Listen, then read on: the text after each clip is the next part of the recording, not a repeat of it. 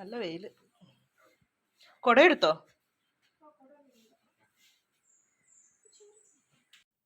Hi, നമസ്കാരം. എല്ലാവർക്കും നമ്മുടെ പുതിയ വീഡിയോയിലേക്ക് സ്വാഗതം. അപ്പം നമ്മുടെ ഇന്നത്തെ ചെറിയ വിശേഷങ്ങളൊക്കെ ആയിട്ടാണ് വന്നിരിക്കുന്നത്. അപ്പോൾ രാവിലത്തെ വലിയൊരു തിരക്കൊക്കെ കഴിഞ്ഞു. സ്കൂളിൽ പിള്ളേരെല്ലാം പോയി കഴിയുമ്പോഴത്തേക്ക് തന്നെ വീട്ടമ്മമാർ ഒന്ന് സ്വസ്ഥമാകുമല്ലോ. അപ്പം രാവിലത്തെ തിരക്കൊക്കെ ഇങ്ങനെ കഴിഞ്ഞ് ഇനി ഉച്ചക്കത്തേക്കുള്ള കറിയും കാര്യങ്ങളൊക്കെ കുറച്ചുകൂടെ ഒക്കെ വെക്കണം. അപ്പം അങ്ങനെയുള്ള കുറച്ച് ജോലിയും കാര്യങ്ങളൊക്കെ ഉള്ളൂ.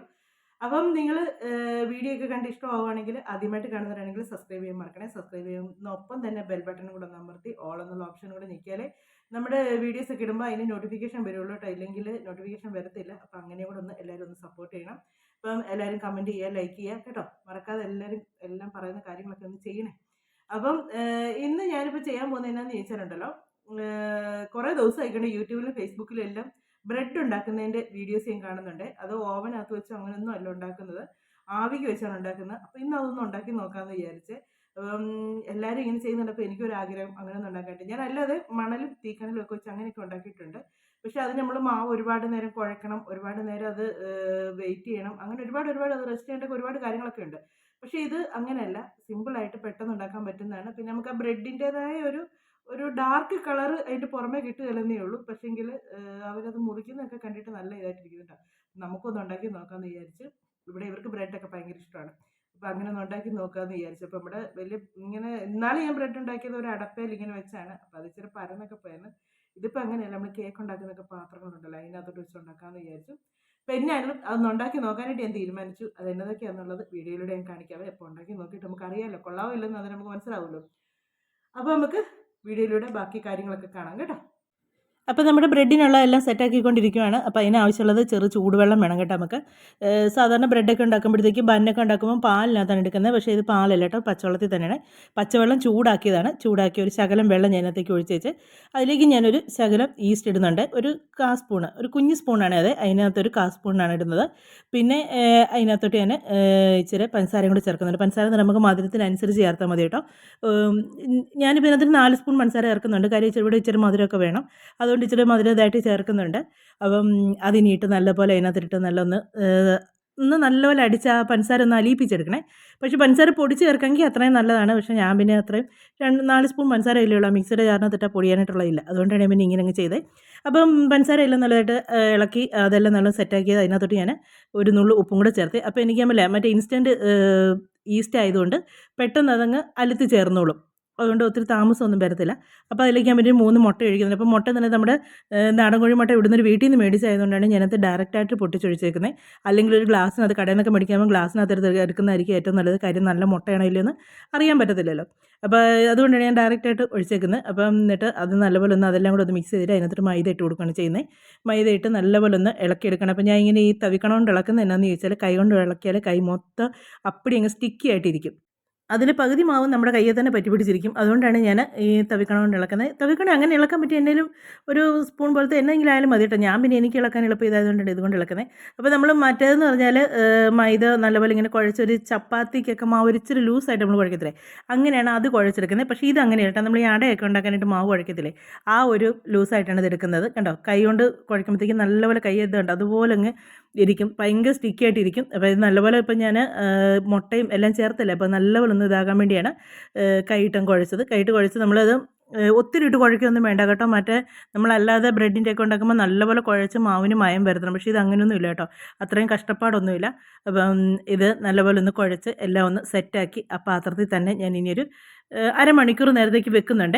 എണ്ണയൊന്നും പുരട്ടുന്നില്ല കേട്ടോ. ഇപ്പോൾ ഇത്ര നേരം എണ്ണയൊന്നും അതിനകത്ത് ചേർത്തിട്ടില്ല. ഒരു അരമണിക്കൂർ നേരത്തേക്ക് വെക്കുന്നുണ്ട്. അരമണിക്കൂർ കഴിയുമ്പോഴത്തേക്ക് ഇങ്ങനെ അടച്ച് മാറ്റി വെക്കുകയാണ് ചെയ്യുന്നത്. അപ്പോൾ അത് കഴിയുമ്പോഴത്തേക്ക് അത് അരമണിക്കൂർ കഴിയുമ്പോഴത്തേക്ക് നല്ലപോലെ ഒന്ന് പൊങ്ങി വരും കണ്ടോ. നേരത്തെ വെച്ചതിനേക്കാൾ ഇരട്ടിയായി. എന്നിട്ട് അത് നല്ലപോലെ, അപ്പോൾ അതിനകത്ത് ഞാൻ കുറച്ച് ഒരിച്ചിരി കളർ തോന്നിക്കാൻ വേണ്ടി ചെറി മേടിച്ചത് ചെറിയ പീസാക്കി മുറിച്ച് അതിനകത്ത് ചേർക്കുന്നുണ്ട്. ഇപ്പോൾ പിള്ളേർക്കൊക്കെ ആകുമ്പോഴത്തേക്ക് അത് ഇഷ്ടമാവില്ല, അതിനകത്തൊരു ചെറിയ കളറും ഒക്കെ വരുമ്പോഴത്തേക്ക്.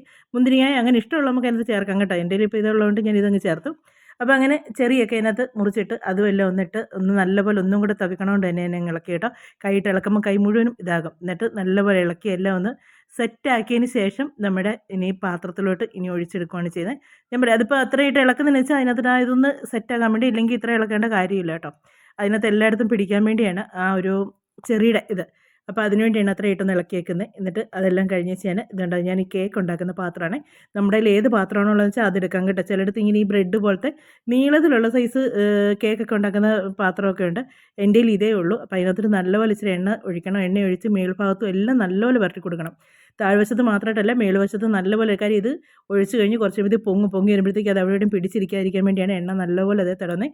ഞാൻ വെജിറ്റബിൾ ഓയിലാണ് ചെയ്തേക്കുന്നത്, വെളിച്ചെണ്ണയല്ല ചേർത്തേക്കുന്നത്. വെളിച്ചെണ്ണ ആകുമ്പോഴത്തേക്ക് വെളിച്ചെണ്ണയുടെ ഒരു ടേസ്റ്റും ഒരു സ്മെല്ലും ഒക്കെ വരും. ഈ വെജിറ്റബിൾ ഓയിലാകുമ്പോഴത്തേക്ക് അങ്ങനെ ഒരു പ്രശ്നമില്ല. അതുകൊണ്ട് ഞാൻ അതാണ് ചെയ്തേക്കുന്നത്.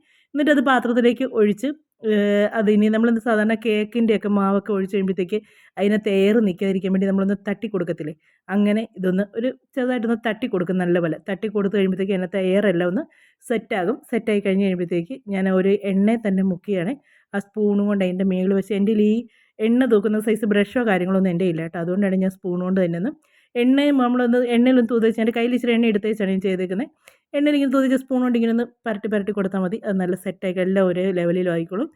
എന്നിട്ട് നമ്മൾ ഇതിനും ഇടയ്ക്ക് നമ്മൾ വേറെ കാര്യം ചെയ്യാനുണ്ട്. നമ്മുടെ ഇഡ്ഡലിപ്പാത്രം അടുപ്പേ വെച്ച് അതിനകത്ത് ഇച്ചിരി വെള്ളം വെച്ച് നല്ലപോലെ ഒന്ന് തിളപ്പിക്കണം. തിളപ്പിച്ച് ആവി നല്ലപോലെ വന്നു കഴിയുമ്പോഴത്തേക്ക് അത് ഓഫ് ചെയ്യണം. തീ ഓഫ് ചെയ്തേച്ച് വേണം നമ്മൾ അതിലേക്ക് ഇത് വെച്ച് കൊടുക്കാനായിട്ട്.